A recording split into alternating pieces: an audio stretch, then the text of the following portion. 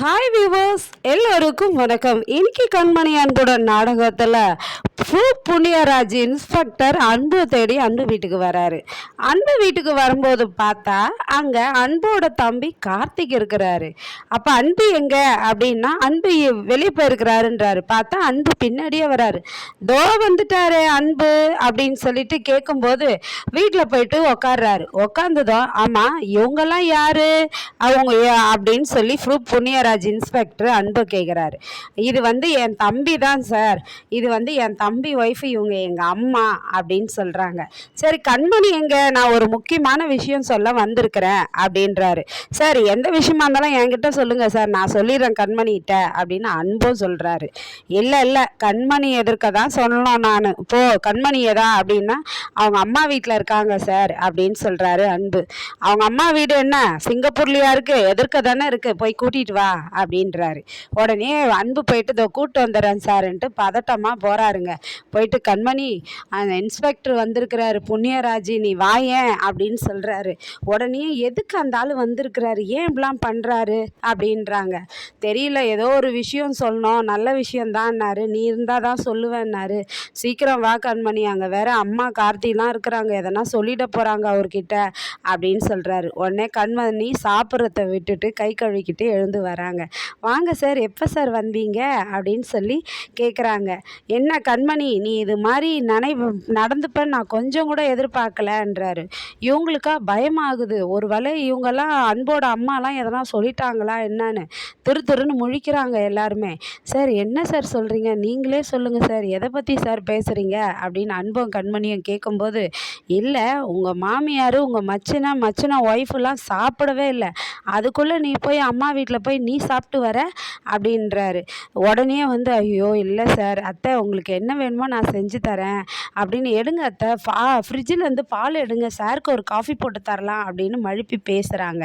பேசுனதும் உடனே இங்கே பாருமா, நீங்கள் உங்கள் ஃப்ரெண்டோட ரெஸ்டாரண்ட்டு சீல் வச்சிட்டாங்கன்னு சொன்னீங்கல்ல, அது விஷயமா தான் நான் ஏற்பாடு பண்ணிட்டேன், ஆனால் ஏதோ ஃபைன் கட்டணும்னு சொல்கிறாங்களேம்மா, அந்த ஃபைனை கட்டிடுங்க, உங்கள் ஃப்ரெண்டை கட்டுற சொல்லுங்க அப்படின்னு சொல்கிறாரு.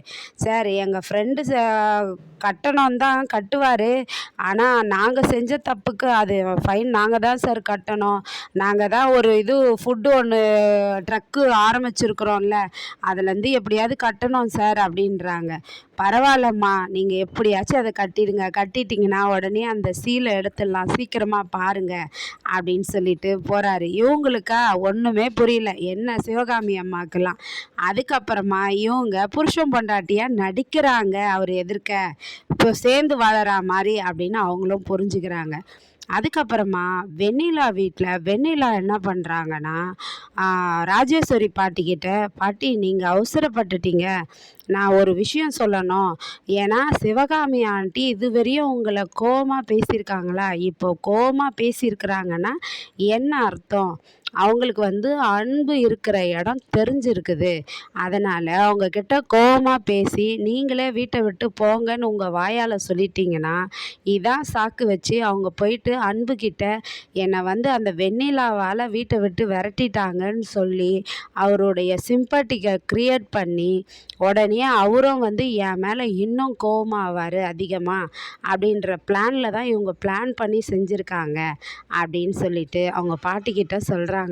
சொன்னதும் இதை அன்போட சித்தப்பா ஒட்டு கேட்டுடுறாரு. ஒட்டு கேட்டதும் சரி இந்த பிளான் எனக்கு தெரியாமல் போச்சே, இவ இப்படியுமா பண்ணுவா சிவகாமின்னு பேசுகிறாங்க ராஜேஸ்வரி பாட்டி. உடனே அவங்க சிவகாமியோடைய வீட்டுக்காரர் சொல்கிறாரு, எனக்கு தெரியுமா அப்போவே அவ பொல்லாதவம்மா அப்படின்னு சொல்லி பேசிகிட்டு இருக்காங்க. உடனே இந்த கார்த்திகோட அப்பா ஒட்டு கேட்டதும் அவர் போகும்போது டக்குன்னு ஃப்ரிட்ஜிலேருந்து ஒரு கீழே விழுந்துருது, ஒரு பொருள் விழுந்துருது. அது சத்தம் கேட்டு யாராக இருக்கும், நம்ம பேசுனதை கேட்டாங்களான்னு போயிட்டு வெண்ணிலா பார்க்குறாங்க. ஆனால் அவர் மறைஞ்சிடுறாரு.